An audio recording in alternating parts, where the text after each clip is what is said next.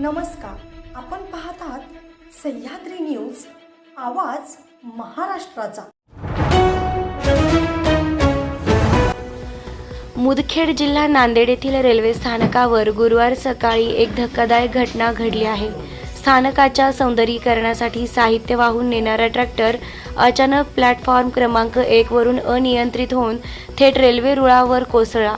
सुदैवानं रेल्वे प्रशासनानं प्रसंगोधान राखून त्या प्लॅटफॉर्मवर येणाऱ्या रेल्वे गाड्या इतर प्लॅटफॉर्मकडे वळविल्याने मोठा अनर्थ टळला। आमच्याकडे सर्व दुचाकी व चारचाकी वाहनांची खरेदी विक्री केली जाईल, तसेच सर्व वाहनांचे PUC इन्शुरन्स काढून मिळेल। आमचा पत्ता अब्दुल्ला शान मोटर्स, हुतात्मा स्मारक समोर, खानापूर।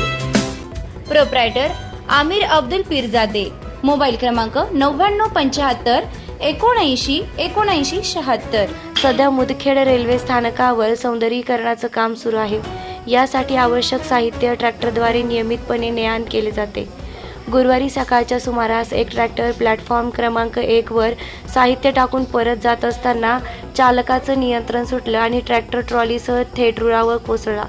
या घटनेनं संपूर्ण स्थानक परिसरात गोंधळाची स्थिती निर्माण झाली। ट्रॅक्टर कोसळल्याचा मोठा आवाज ऐकून रेल्वे कर्मचाऱ्यांनी तात्काळ घटनास्थळी धाव घेतली।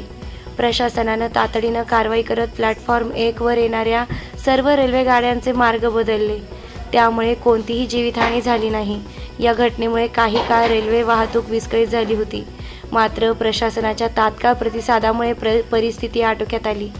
रेल्वे प्रशासनाने घटनेच्या चौकशीचे आदेश दिले असून भविष्यात अशा घटना टाळाव्यात यासाठी सुरक्षा उपाय अधिक कडक केले जातील, अशी माहिती अधिकाऱ्यांनी दिली आहे।